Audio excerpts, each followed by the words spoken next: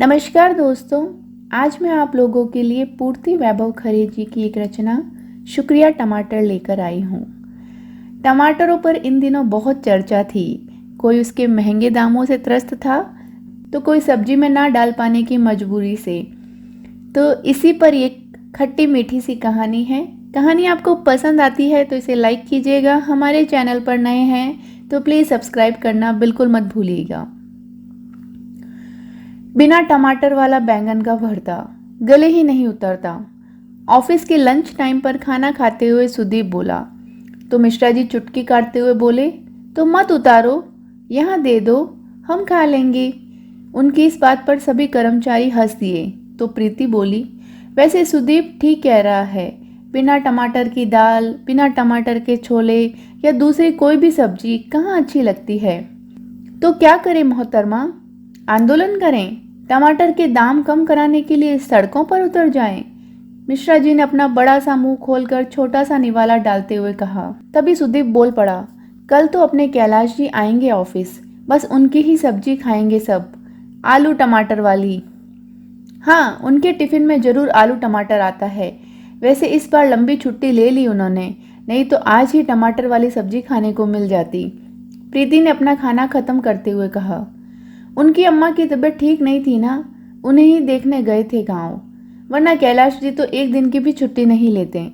खैर, कल तो आ ही रहे हैं कैलाश जी, तो बस कल उनके आलू टमाटर पर अटैक होगा।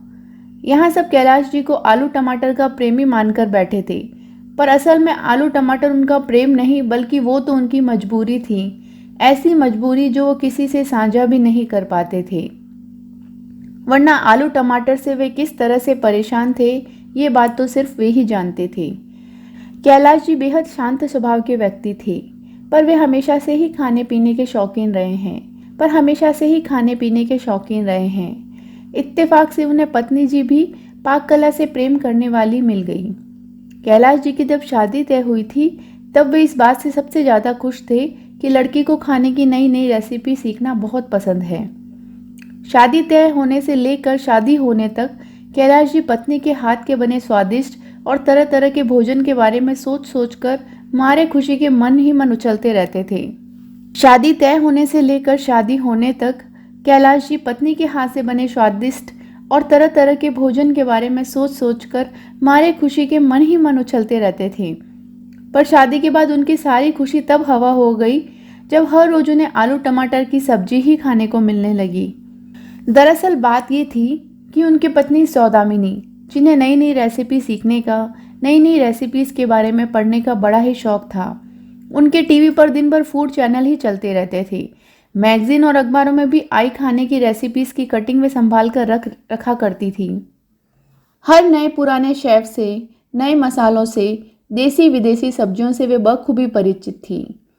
पर सौदामिनी जी के इस शौक का इतना सा भी फायदा कैलाश जी को नहीं मिलता था, क्योंकि उनका यह शौक केवल आभासी ही था, प्रैक्टिकल बिल्कुल भी नहीं था।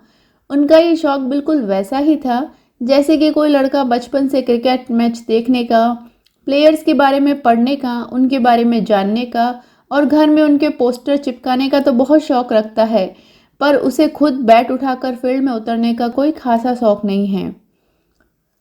पत्नी जी के इस आभासी शौक के चलते कैलाश जी के जीवन के 12 बजे हुए थे। कैलाश जी शांत तो थे ही साथ वे अपनी पत्नी को हमेशा प्रेम और सम्मान भी देते थे। शायद इसीलिए वे हर रोज बिना कुछ कहे आलू टमाटर की सब्जी चुपचाप खा लेते थे। आज हफ्ते भर की लंबी छुट्टी के बाद कैलाश जी ऑफिस पहुंचे तो उन्हें देखकर सबकी बाँछें खिल उठी थी।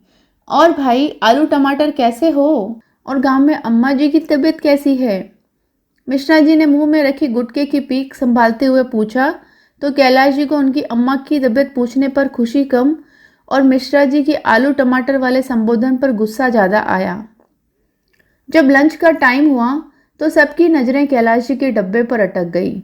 सबके टिफ़िन खुलने के बाद जब कैलाश जी का टिफ़िन खुला तो सभी उनके टिफ़िन देखकर भौचक्के से रह गए और कैलाश जी ने बड़ी शान में सब्जी की सुगंध लेते हुए कहा, आहा, हा हा, आलू बैंगन की मसाला सब्जी, क्या बात है, आज तो मज़ा ही आ जाएगा।